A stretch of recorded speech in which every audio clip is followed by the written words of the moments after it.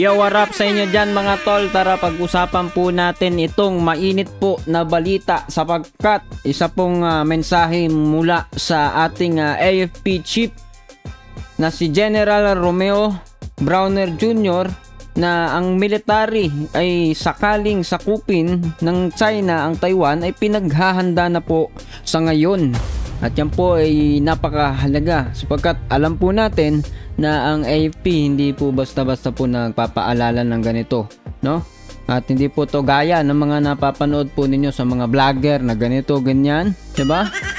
Mahirap po makinig ng mga balita po ngayon, napakaraming fake news, pero ito po directly galing po sa kanila, ito pong mainit na balita dahil, no?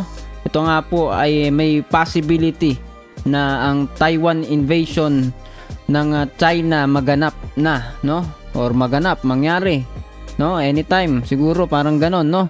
Yan po yung pag-uusapan natin sa balita po na ito, sa video po na ito. Pag-usapan natin kung ano po yung ilan sa mga detalye ng paghahanda o pagbibigay po ng mensahe ng paalala po ng AFP sa bagay po na ito. Pero kung hindi ka pa nakasubscribe, please hit the subscribe button and notification bell para updated ka palagi sa mga videos natin. Tara, umpisahan na po natin ito.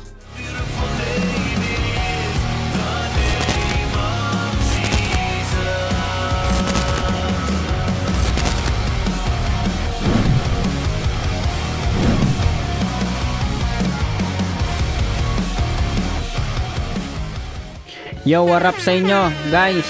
Gaya po ng sinabi po natin kanina sa intro po natin, ay ito pong AFP ay may mensahe po para sa syempre una po sa ating sandatahang lakas, ating militar, at sa publiko na rin po siguro dahil publicly ito po ay pinakikita po sa atin upang maging aware po ang lahat. Gaya po ng sabi ko kanina, hindi po to gaya ng mga napapanood po natin mga vlogger na ito na, 'di ba? Oh, magiging ganito, magiging ganyan. Nagumpisa na. Hindi po ganoon, no? Although vlogger din po tayo, no?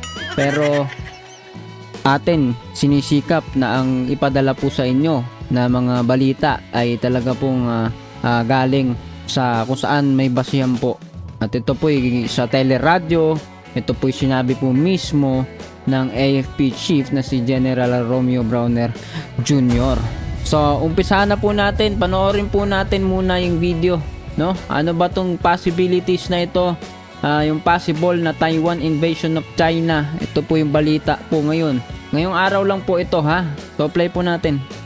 The Philippines, Chief General Romeo Browner Jr. ang militar sakaling sakupin ng China ang Taiwan. Baka natin konti. The Philippines, Chief General Romeo Browner Jr. ang militar sakaling sakupin ng China ang Taiwan. Nagbabalita at nagseserbisyo sa Campo Aguinaldo si Marlene Padiernos. Marlene. Yan ang inihayag ng pinunang hubog sa ratahan sa kanyang talumpati sa harap ng mga sundalo ng Northern Luzon Command sa pagdiriwang ng anibersaryo nito. Inatasan ni Browner ang hukbong sa ratahan na mas palawakin pa ang kanilang sphere of operation, lalo't hindi anya malayong mangyari na madamay ang Pilipinas kapag nagkasa ng pag-atake ang China sa Taiwan. Let me give you this challenge, this further challenge. Do not be content with securing just the northern hemisphere up to Mabulis Island. Start planning for actions in case there is an invasion of Taiwan. Okay? So extend na natin yung sphere of operations natin. Because if something happens to Taiwan, inevitably we will be involved. Ipinunto rin ni Browner na nasa 250,000 na mga OFW ang nagtatrabaho sa Taiwan na kanilang dapat saklolohan sa oras na mangyari ito at NOLCOM anya ang mangunguna sa operasyon. Ito anyang dahilan kung bakit kailangan ng patuloy na paghahanda at pagkapalakas sa kapabilidad ng militar na layunin din na mapagasanin na isinasagawa ng AFP. Gayon din ang patuloy na pakikipag-alyansa sa ibang mga alyadong bansa ng Pilipinas, kagaya na lamang ng Estados Unidos.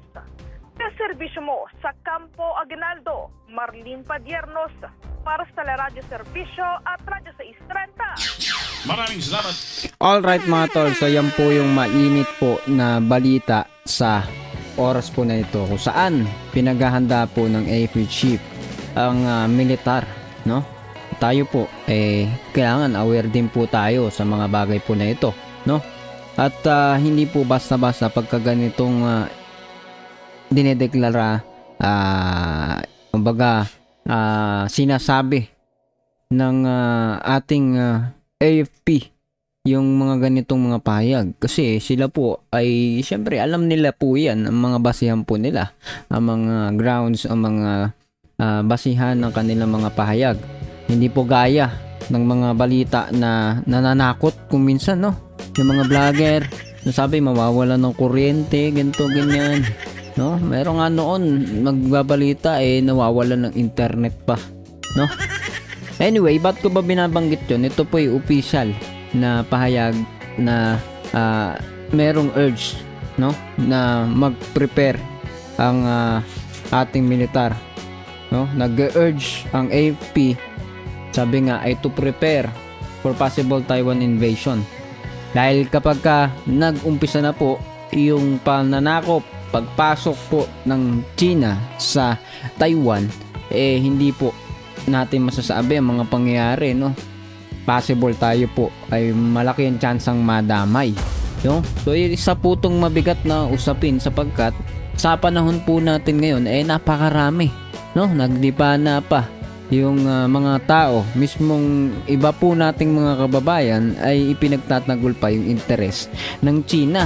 Imbis na po tayo ay magkaisa, magtulungan na ipaglaban yung nararapat, lalo pa pong yatang tumataglid dun sa iba. Pero iilan lang po yan, no? Hindi naman po lahat, sapagkat marami po tayong Pilipino nakakaunawa na mali ang ginagawa ng China, especially sa WPS, no? Lagi po natin sinasabi, hindi lang Pilipinas ang may claim dun sa lugar po na iyon. Maraming bansa. Pero bakit sa haba ng panahon hindi po yung ginagalaw? Pinag-uusapan po yan nila, no? Correct me if I'm not mistaken, no? If I'm not wrong. Dahil yan po ang pagkaunawa ko dyan. Hindi yan ginagalaw, international law ang pinatutupad na batas dyan at tinitignan ang bawat interest ng bawat bansa. Bawat bansa kung paano nila mapagkakasunduan. Pero, diba, suddenly, ito po yung China, nagdodomina po sa lugar po na iyan kung saan yan po ay malaking bagay, daanan. Hindi lamang nandyan ang langis, kundi yan po ay strategic location, no? In terms ng international trade o global trade, no? Economically, and syempre pati na rin ang katulad po sa mga militar, di ba? Yan po ay pagdodomina po sa lahat. So ngayon po, bakit po natin pinag-uusapan yun? Ngayon po ipanalangin po natin dahil wala naman pong magagawa po talaga tayo, di ba? Tama po, dahil darating po talaga yung time na yan po ay magaganap po yung mga ganyang bagay. Pero sa kauli-ulian, at the end of the day, 'di ba?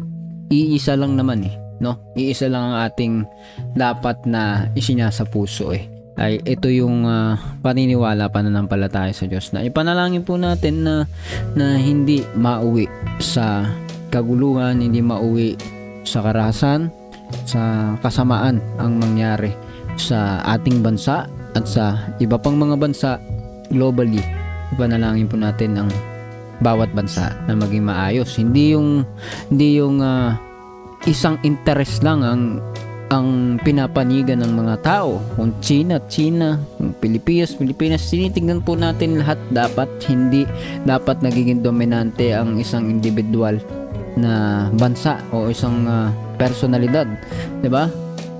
So yun, nakapaloob po lahat dyan, pati mga usapin kay Duterte, usapin sa mga politika, lahat po yan, sama-sama na po yan. Baga all in na, no?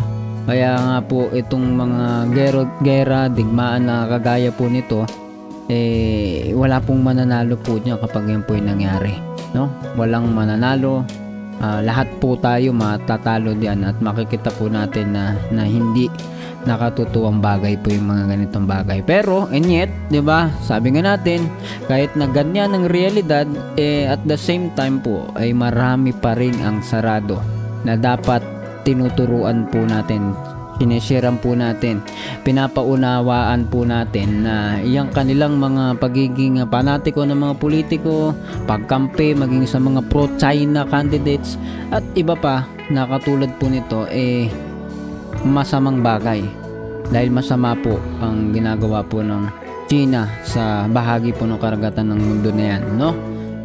Ikaw, anong masasabi mo, no, sa usapin po na ito?